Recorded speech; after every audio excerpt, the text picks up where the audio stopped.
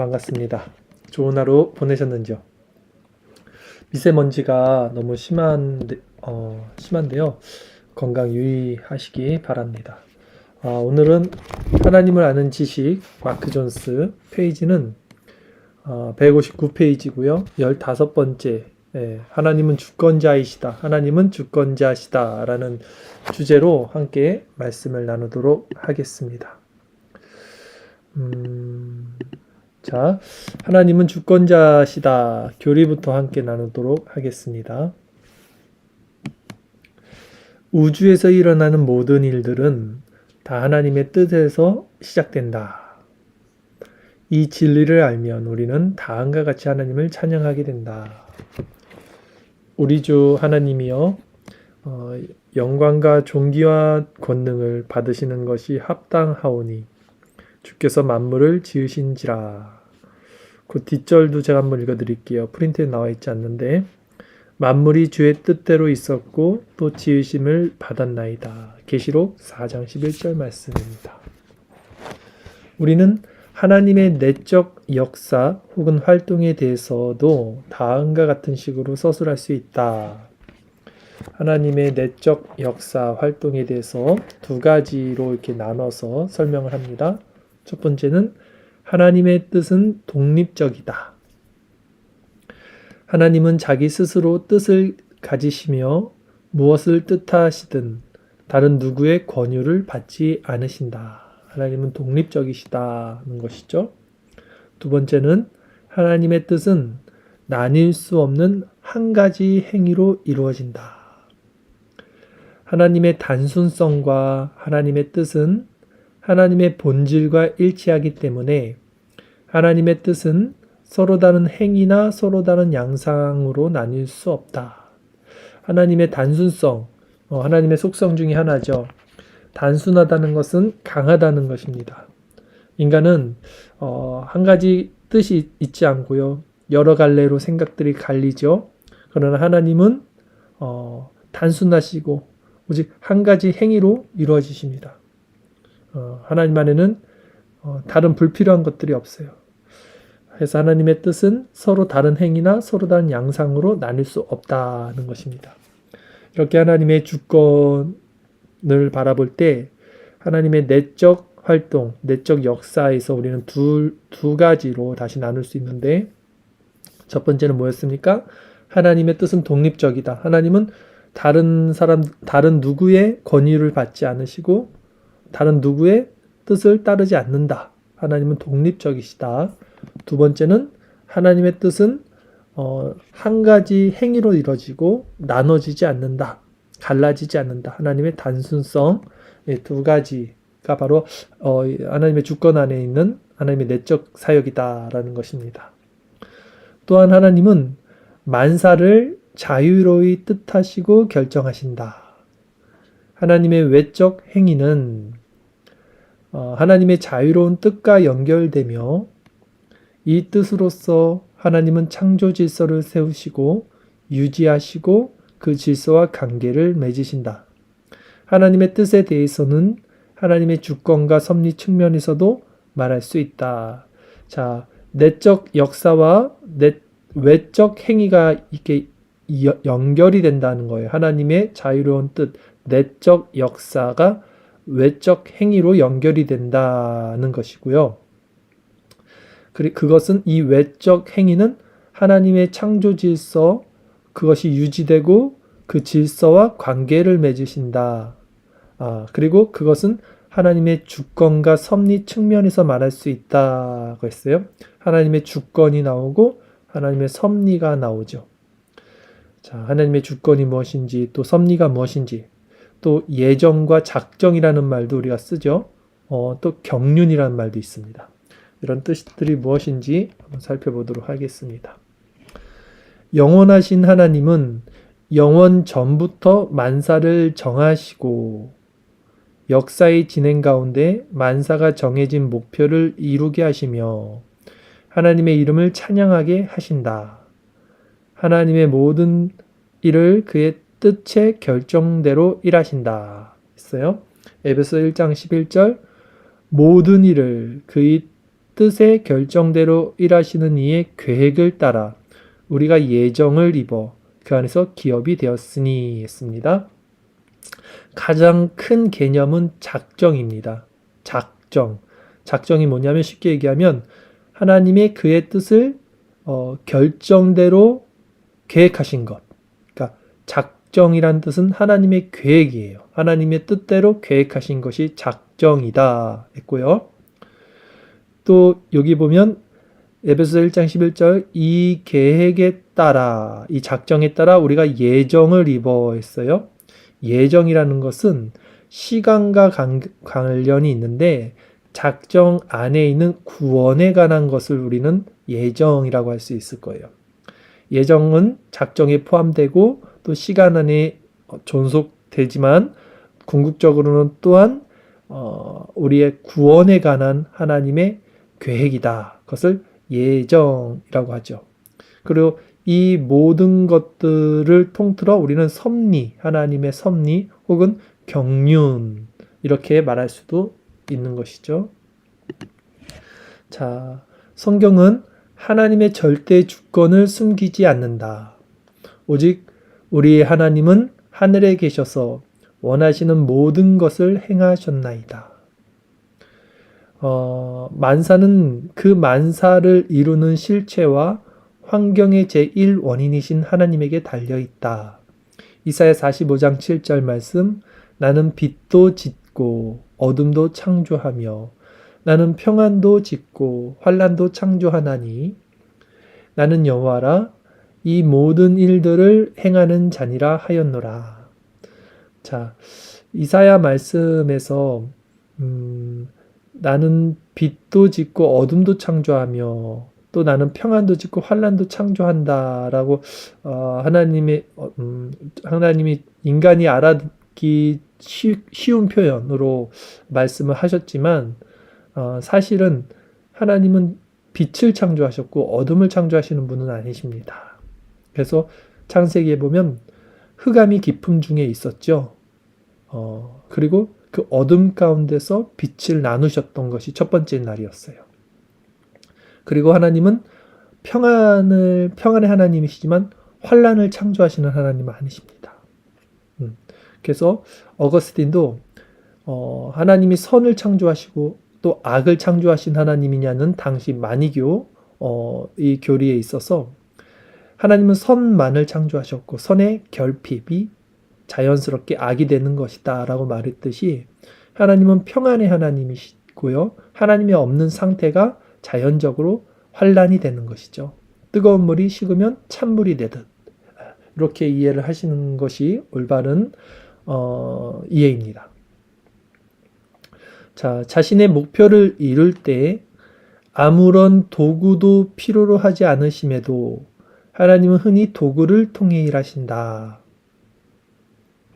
하나님의 섭리는 만물을 보존하시고 만물을 주관하신다.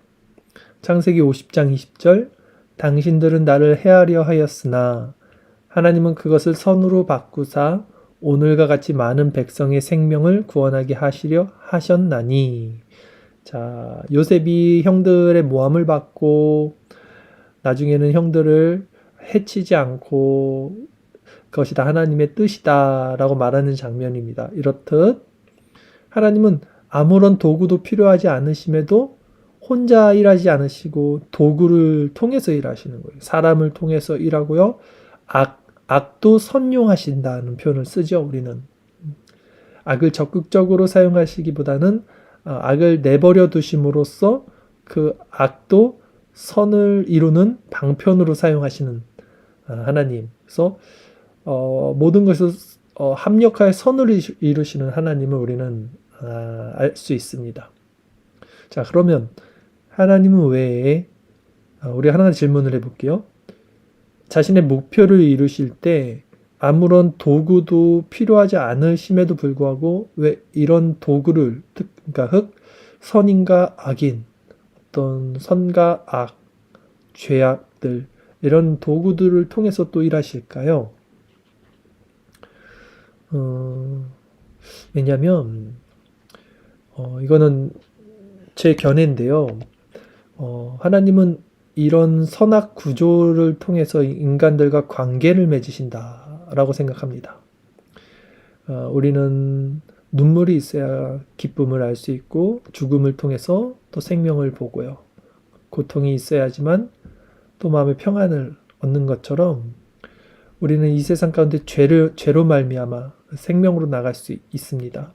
그래서 이 모든 관계가 결국 우리가 하나님이 누구신지를 알고 우리 창조자를 알고 그 안에서 그리스도를 만나고 그리스도와 연합되는 모든 과정 가운데 필연적인 것이기 때문에 하나님은 이 세상에 이렇게 여전히 선과 악이 함께 있도록 놔두시고 그것들을 또 도구로 삼아서 일하고 있으시다. 결국 그러므로 우리가 그리스도를 알고 하나님을 알게 하시는 그런 도구로 이 세상에 이런 선악의 모든 것들을 놔두신다. 이렇게 이해를 하면 될 것 같습니다. 섭리는 하나님의 뜻의 한 부분이지만 하나님의 예정이나 영원한 작정과 혼돈해서는 안 된다 합니다. 섭리는 하나님께서 자신이 창조하신 시간과 공간 안에서 그 작정을 실행하시는 것을 말한다. 청교도 윌리엄 펜블은 하나님의 섭리에 대해 이렇게 말한다. 섭리란 하나님께서 시간 속에서 행하시는 외적 행동으로 이 행동으로서 하나님은 모든 일과 개개의 일들, 즉 피조물과 피조물의 기능과 행동을 보존하고 주관하고 처리하시며 이 일들의 간접 목표는 물론 자신의 뜻이 지극히 자유로운 작정과 의논에 따라 일련의 결정적 방식으로 최종 목표를 향하게 하신다. 말이 어렵습니다. 그러니까 결국 쉽게 말하면 섭리는 하나님의 작정과 예정이 이루어지는 이 시간과 공간, 역사 속에서의 전체적인 흐름을 우리는 섭니다. 이렇게 이해하시면 됩니다. 그리고 그 최종 목표란 바로 하나님 자신이 만물을 통해 영광을 받으시는 것이다. 그래서 섭리의 최종 목표는 시간과 역사의 끝, 하나님 나라가 임하고 하나님이 모든 만물을 통해서 영광을 받게 되시는 것이다. 이렇게 이해하시면 되죠. 하나님께서 세상을 주관하신다는 것은 바로 그것, 즉 하나님의 다스림이다. 하나님은 자신의 존재와 일치하는 방식 말고 다른 방식으로는 세상을 다스리실 수 없다. 하나님은 가장 아름다운 방식으로 통치권을 행사하시는 주권적 주님으로서 필연적으로 공평하고 지혜롭게 세상을 주관하신다. 저는 이렇게 밤에 달을 볼 때, 또 낮에 해의 흐름을 볼 때, 참 이것이 태초부터 지금까지 변함없이 저렇게 운행하고 있다는 것을 보면서 정말 하나님의 그 주권적 사역을 늘 생각하지 않을 수 없습니다. 이렇듯 하나님은 이 세상 우주를 그 시작부터 마지막 날까지 다스리고 계시고요. 그 주권 가운데 또 믿는 자들 그 작정 안에서 또 이 시간이라는 섭리 속에서 이 모든 것들을 행하시는 하나님이다. 이렇게 이해를 하시면 되겠습니다. 두 번째, 이제 그리스도의 죽음에 나타난 하나님의 주권을 살펴보도록 하겠습니다. 악한 인간이 거룩하고 의로운 분을 살해하도록 하나님께서 허용하심은 십자가 죽음을 말하는 거죠. 하나님의 은밀한 뜻에 반하지 않는다. 그것이 하나님의 뜻이라는 것입니다. 동시에 하나님께서는 그리스도를 십자가에 매단 것에 대해 그 악한 인간들에게 합당한 책임을 지우신다. 그리스도를 십자가에 매단 일에서 하나님의 주권적 목적과 인간의 가증스러운 행위가 어떻게 합력하는지 우리는 다 이해하지 못한다. 사도행전 3장 14절 너희가 거룩하고 의로운 일을 거부하고 도리어 살인한 사람을 놓아주기를 구하며. 자, 무슨 말이냐면 그리스도가 십자가에서 죽으신 것은 하나님이 허용하신 것이죠. 그래서 하나님의 뜻에 반하지 않은 것. 그러면 하나님의 주권적 섭리 안에서 이것이 일어났다면 그 주체는 하나님이신데 그에 대한 책임은 하나님이 아니시다라는 거예요. 그 십자가에서 예수 그리스도를 매단 것에 대한 책임은 인간들이 그 합당한 책임을 받아야 된다는 것이죠. 그래서 이 일들이 어떻게 이렇게 조화가 되고 합력하는지 우리는 다 이해를 하지 못한다는 것입니다. 이것이 또 하나님의 신비고 하나님의 섭리라고 우리는 할 수 있겠죠. 하나님은 죄의 조성자가 아니십니다. 말씀드렸듯이 하나님이 함께하지 않는 상태 자체가 인간은 죄 가운데 흘러갈 수밖에 없는 유기된 상태이기 때문에 하나님은 죄를 조성하지 않으시면서도 인간이 지은 죄의 책임에 대해서는 인간 스스로 그 책임을 지우게 하신다는 것이죠. 자, 자신의 뜻에 따라 하나님은 자기 자신을 영화롭게 하는 사건을 마침내 강력하고도 의롭게 일으키신다. 이 진리가 가장 뚜렷하게 드러난 것이 바로 하나님의 아들의 죽음이다 했습니다. 그리스도께서는 구약 성경의 예언을 통해 자신의 사명과 삶에 대해 아주 명확히 이해하셨기에 자신에게 어떤 일이 생길지 절대적으로 확실하게 알고 계셨다. 예수님께서 공생의 사역을 하면서 이제 사역 말미에 제자들에게 자신의 죽음에 대해서 말씀을 합니다. 처음 말씀을 하셨던 것이 이제 빌립보 가이사라 지역에서 제자들에게 말씀을 했어요. 내가 이제 예루살렘에 올라가서 이방인들에게 팔려서 핍박을 받고 죽게 되고 3일 만에 부활할 것이다. 그리고 변화산에서 두 번째 말씀을 했습니다. 변화산에서 내려오면서 또 똑같은 말씀을 하셨고, 근데 계속해서 제자들이 못 알아듣고 수근수근거리고 못 알아들었어요. 또 세 번째도 이제 예루살렘 올라가시기 전에 한 번 더 말씀을 했죠. 그렇듯 예수님은 자신이 어떤 고난을 받고 어떤 모습으로 어떻게 죽고 다시 어떻게 살아나실지까지 정확히 알고 계셨어요. 그 얘기입니다. 하나님은 그 어떤 일도 우연에 맡기지 않으시며 내가 시초부터 종말을 알리며 처음부터 끝을 알린다는 거예요. 시작과 끝이시니까. 아직 이루지 아니한 일을 옛적부터 보이고 이르기를 나의 뜻이 설 것이니 내가 나의 모든 기뻐하는 것을 이루라 하신 것이다. 하나님이 주권이죠. 네, 하나님의 섭리입니다. 이사야 16장 10절 즐거움과 기쁨이 기름진 밭에서 떠났고 포도원에는 노래와 즐거운 소리가 없어지겠고 틀에는 포도를 밟을 사람이 없으리니 이는 내가 즐거운 소리를 그치게 하였음이라 했습니다. 자, 예수 그리스도의 죽음에 나타난 하나님의 주권 우리는 다 이해를 할 수 없지만 그럼에도 예수 그리스도의 죽음이 하나님의 주권에서 가장 큰 사건이다. 하나님 자기 자신을 영화롭게 하는 가장 강력하고 가장 의로운 사건이시다. 이 진리가 가장 뚜렷하게 드러난 것이 바로 십자가 사건이다. 라는 것을 우리는 기억할 수 있습니다. 자, 이번에는 적용 부분까지 살펴보도록 하겠습니다. 하나님께서 자신의 창조 세계는 물론이요, 피조물에게 일어나는 모든 사건과 그들의 행동에 대해 주권을 행사하지 않으신다면 우리는 정말 위험한 처지가 된다.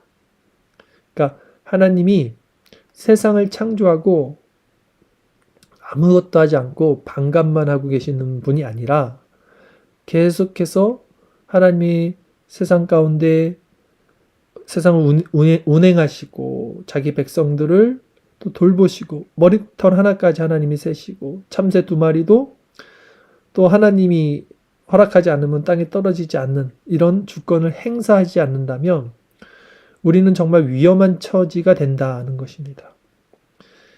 그리스도께서는 십자가에서 수치스러운 죽음을 당하시면서도 그 가운데서 위로를 누리셨다. 하늘의 위로를 누리셨죠. 왜냐하면 인간을 죄와 비참에서 건져내려는 아버지의 영광스러운 목적을 자신이 이루고 있었기 때문이다. 이제 이를 우리 자신의 삶에 적용하자면 우리는 하나님이 만사의 주권을 가지심을 마음을 다해 믿어야 한다. 하나님이 주권자이심을 우리가 믿는다면 어떤 환난과 역경 가운데서도 우리는 신실하신 하나님을 통해서 마음의 안정을 얻을 수 있을 것입니다.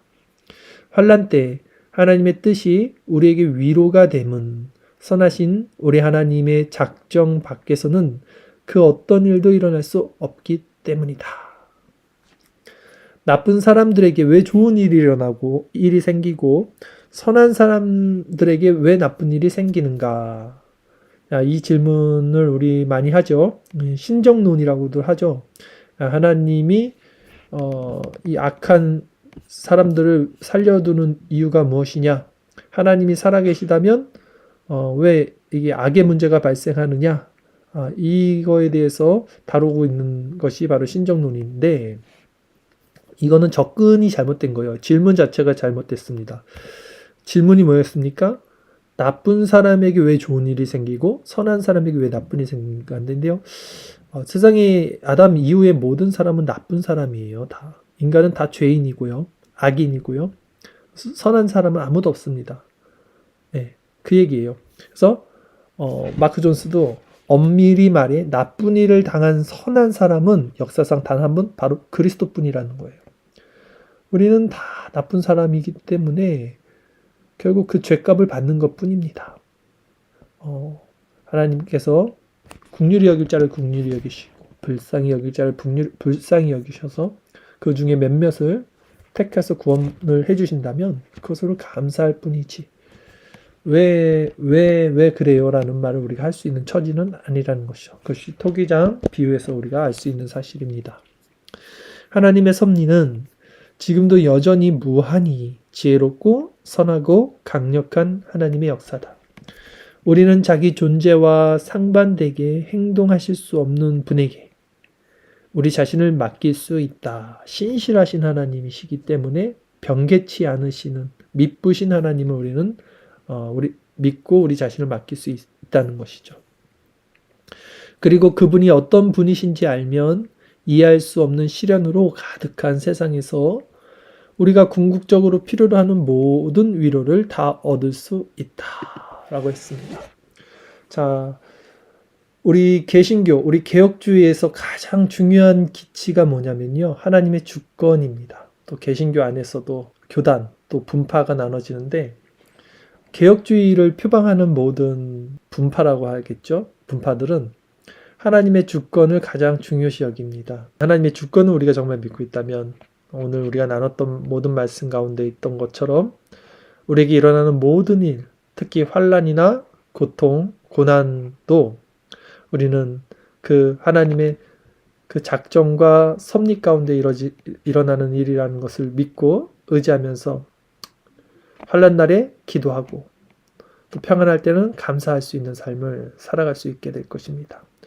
오늘 이 밤에 하나님의 이 주권을 통해서 우리 자신의 모습을 다시 한번 발견하시고 우리가 하나님의 주권을 믿고 그 안에서 그리스도를 통해서 하나님께 나아가고 또 감사하고 그럼으로써 마음의 평안을 얻는 이 밤이 되기를 바라겠습니다.